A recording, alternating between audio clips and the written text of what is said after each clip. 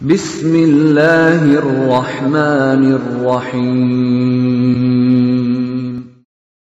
وَلْتَكُنْ مِنْكُمْ أُمَّةٌ يَدْعُونَ إِلَى الْخَيْرِ وَيَأْمُرُونَ بِالْمَعْرُوفِ وَيَنْهَوْنَ عَنِ الْمُنْكَرِ.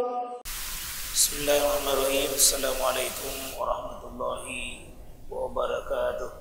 Hadis-hadis, saya buka hadis-hadis buda'ah, yang hadis-hadis tentang buda'ah. Ya. Sebenarnya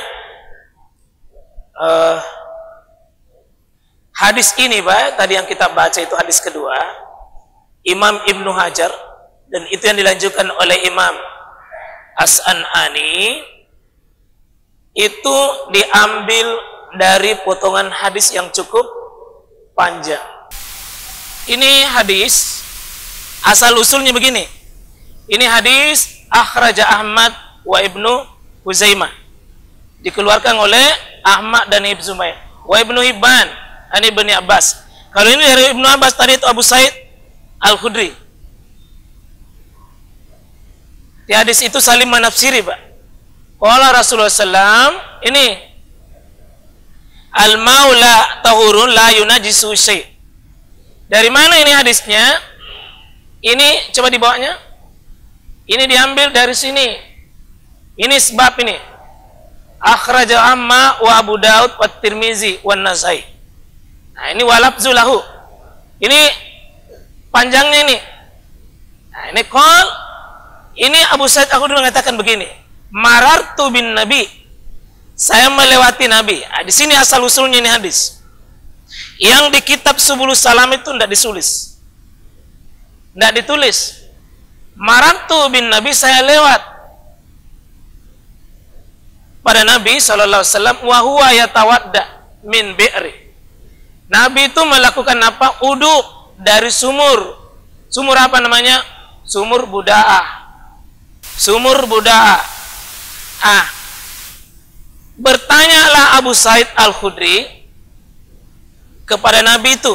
Apa pertanyaannya?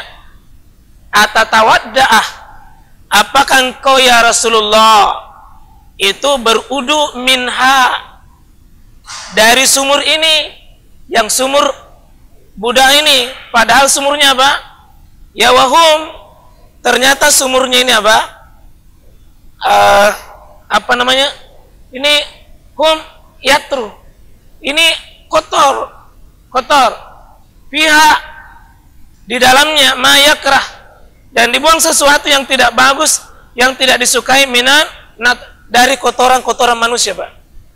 Ini satu lafaz. Ini sumur, haid di situ dibuang, daging, bangkai, apa semua dibuang ke situ. Ya. Heran ini Abu Sa'id. Rasul berudu dari air situ. Ada bangkainya, mengalir air situ, sumur itu. Pokoknya kotoran-kotoran manusia banyak, kotoran hewan juga banyak. Nabi berudu di situ, maka Nabi keluarkan hadisnya. Al-ma'u, air itu la yunajjisu syai'. Air itu tidak ada menajiskan. Nah, coba. Kan kita mudah memahami sebuah hadis kalau dipahami dari mana. Ternyata hadis ini lebih mudah lagi dipahami kalau kita buka hadis lain. Coba kita lihat. Ya. Ini wa huwa yatawadda min bi'ri buda'ah, ya, faqul ya fanatawadda minha wa hiya yutrah fiha ma yukrahu minan natan faqala al-maula yunajisi. Ini riwayatnya, ya, ini riwayat An-Nasai. Riwayat An-Nasai. Ini masih banyak lagi, tapi ini lebih lengkap ini. Ini lebih lengkap lagi. Ini apa ini? Ya, al-haid. Haid. Kemudian walahmu kilab.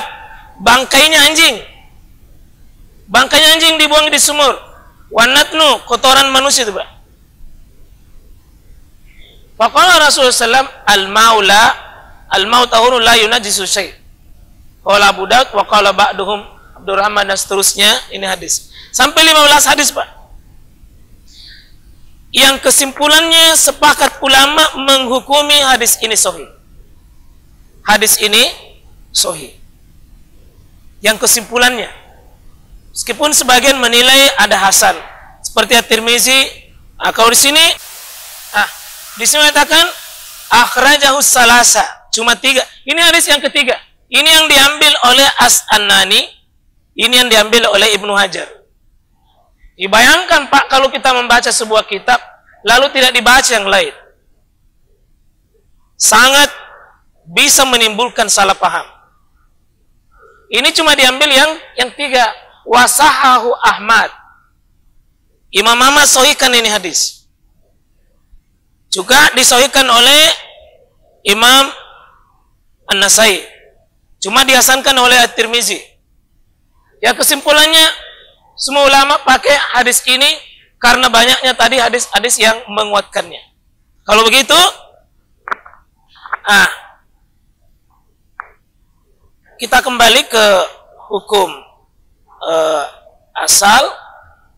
Kalau air itu bersih dan tidak ada menajiskan. Sekarang pertanyaan apa ya? Kalau ada air di baskon itu, lalu kena kencing. Sekarang pertanyaannya, Pak, najis atau bukan? Air yang di baskon, anggaplah inilah kemasukan najis. Najis atau bukan? Najis atau bukan? Kalau hadis ini enggak. Kalau yang diember, dikencingi, Pak, najis atau bukan? La yunajisu syai'. Tidak akan najis. Tidak akan najis. Iya. Kalau begitu, hadis ini butuh hadis yang ketiga. Nah, hadis yang ketiga sedikit menjelaskan bahwa Nabi SAW bahwa innal ma la yunajjisu syai' illa, kecuali apa kecualinya? Ma ghalaba alari, kalau dia dikalahkan oleh baunya, artinya berubah bau atas kemasukan najis, berupa rasanya wa ta'mihi, karena kemasukan apa? Najis. Ya, walau nih, dan warnanya berubah rasanya, baunya berubah rasanya dan warnanya karena kemasukan najis. Kalau sedikit, lalu tidak berubah, sedikit saja, katakanlah 1 tetes najis.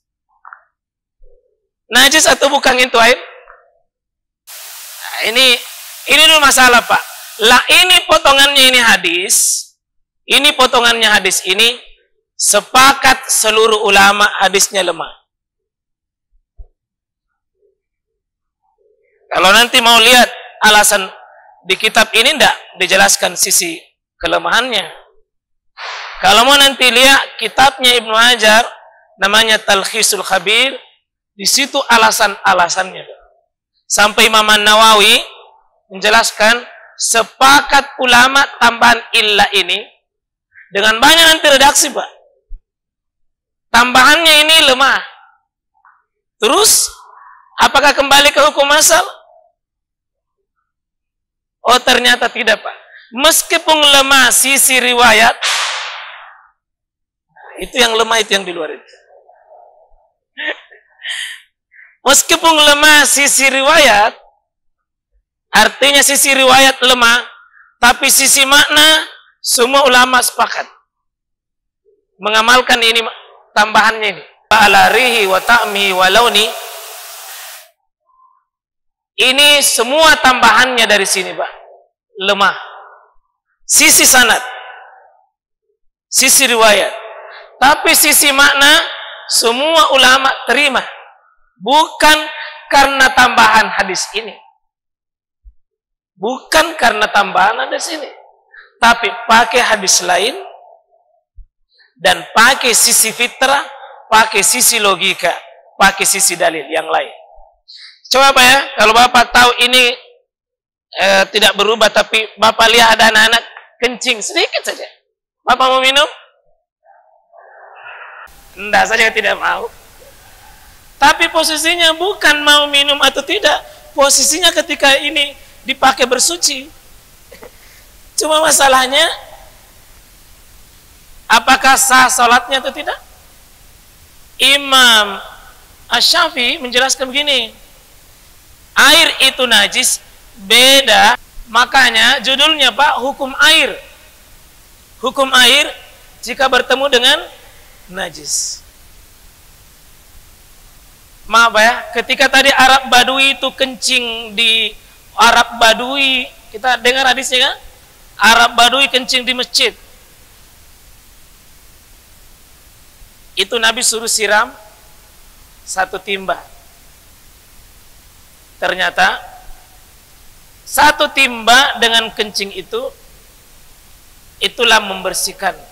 Najis atau bukan tadi itu Pak? Nah, kencingnya dibersihkan dengan apa? Sebagian ulama mengatakan air yang ketemu najis atau najis yang ketemu air. Najisnya sudah ada duluan, baru ketemu dengan air.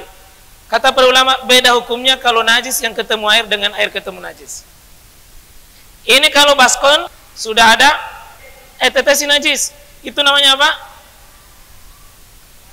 Air ketemu najis. Judulnya jika air bertemu najis. Coba Pak begini, jika ada air mengalir dari gunung, tapi seandainya di hulu itu ada tai, bisa? Kenapa bisa? Mengalir. Tapi kalau mengalir persis bersama dengan tainya, maka inilah yang dihukumi tadi. Coba bayangkan Pak, air yang mengalir. Nah, kikis itu kotoran, air yang terakhir itu bersih. Tapi air yang bersama dengan kotoran itu najis. Tapi bagaimana mengetahui? Itu susah. Maka dihukumnya apa? Hukum asalnya air itu bersih sampai kita ketemu dengan tainya.